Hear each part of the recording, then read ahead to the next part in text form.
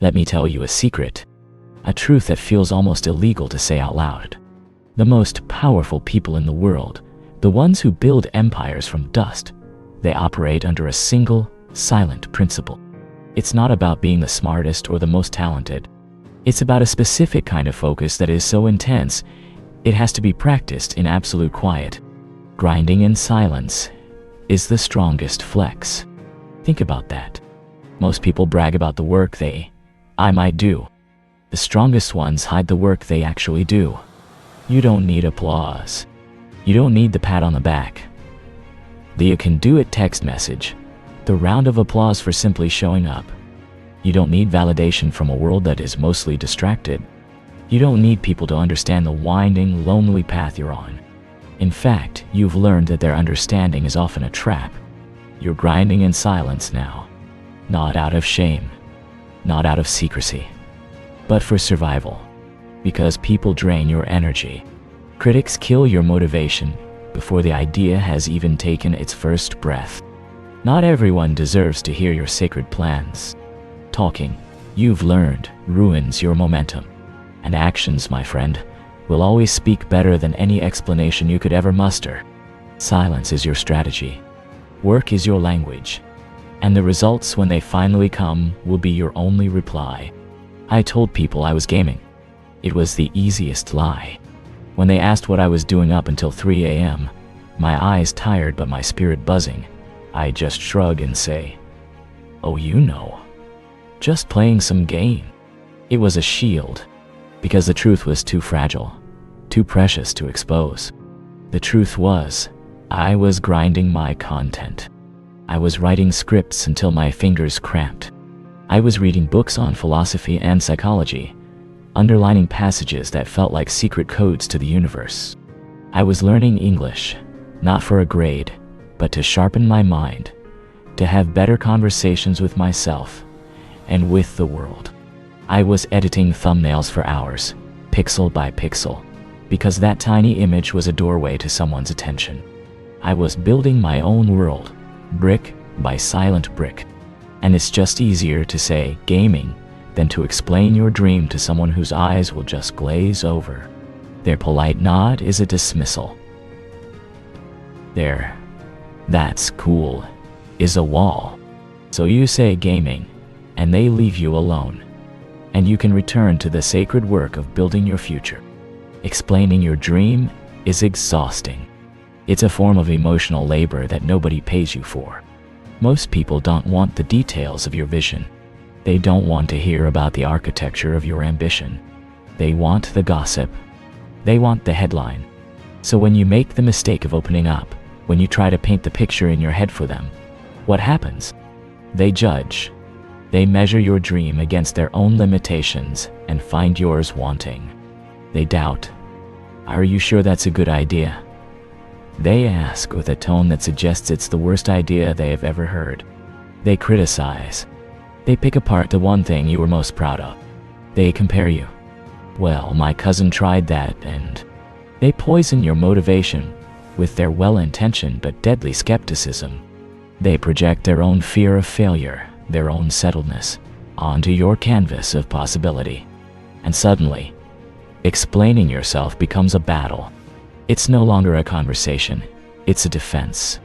You find yourself arguing for your future's right to exist, and your energy, the pure, clean energy you had for your work, gets crushed under the weight of their opinions. So you stop explaining, not because you are hiding, but because you are protecting the spark. You are cupping your hands around that tiny, fragile flame, guarding it from the winds of other people's reality. Here is a harsh truth you need to swallow. It will hurt going down, but it will nourish you for years. Not everyone cares. Some just want to know. Let me say that again. Most people do not care. They do not support you. They do not understand the fire in your belly. They do not believe in you, not in the way you need to be believed in. They do not respect the sanctity of your grind. They just want information. They want updates to file away. They want to talk about you at dinner parties. They want to be the first to know if you stumble, if you fall, if your grand dream turns out to be just a dream after all. Some people ask, "So, how's that big project going?" with a glint in their eye. They are not asking because they care. They are asking because they want to see if you failed. They are taking a silent poll on your resilience. That's why silent grinding is power. It denies them the data. It starves the gossip. It keeps your journey sacred and your progress a secret until you are ready to reveal a monument, not the scaffolding. And you have to understand this. Critics hurt more than failure. A stranger's doubt is like a mosquito buzzing in your ear. You can swat it away. But when someone close to you, someone whose opinion you value, questions your dream, that is a dagger to the heart. Their words are not just words. They are emotional weights. They weaken your drive when you are already tired. They cloud your emotions with a fog of insecurity. They make you second-guess the very instincts that led you here. They slow your progress as you stop to tend to the wound they inflicted. They lower your confidence, making your own voice sound small and distant. That is why you grind quietly now. It is not about secrecy. It is about emotional protection. You are building a moat around your mind, not to keep people out, but to keep the dragons of doubt from getting in. So you learn to grind in silence, so that one day you can shine in public. When you are grinding alone in that sacred space you have created, a magical thing happens. No one distracts you from the deep work. No one drains your energy with their problems or their pessimism. No one judges your messy first attempts, your ugly drafts, your stumbling learning process. No one limits you with their own limited imagination of what is possible. No one ruins your motivation with a single offhand comment. And no one tries to fix your dream, to sand down its rough, beautiful, unique edges to make it fit into a box they understand. And then one day, you emerge. You release the work. The result is there for all to see. And people, they look at it, and they look at you, and they say, "Wow, you're so lucky." But they didn't see. They didn't see the late nights that bled into early mornings. They didn't see the scripts you wrote and rewrote, and then deleted entirely.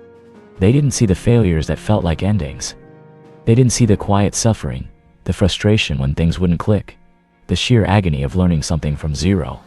They didn't see the sacrifices you made, the parties you missed, the comfort you denied yourself. They didn't see the lonely progress, the 1,000 tiny steps you took completely alone. Your silence didn't hide your work. It protected it. It gave it the space to grow into something unshakable. This is the wolf mentality. You grind at night like a lone wolf on the hunt. There is no noise. There is no applause. There is no validation committee. There is only your focus, sharp as a razor. There is only your hunger, a deep, gnawing thing in your gut. There is only the fire in your own eyes, reflected back at you by a screen or the page or the tool in your hand. People don't even know you're growing.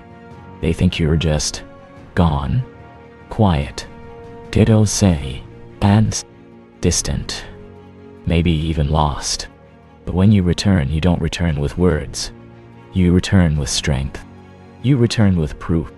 You return with a presence they can't quite understand, because it wasn't forged in their world. It was forged in the silence. So here is what you must do. You must remember that you don't need to convince anyone of your worth. You don't need to explain your path to anyone who isn't walking it with you. You don't need to prove your dream to the dreamless. Just grind, silently.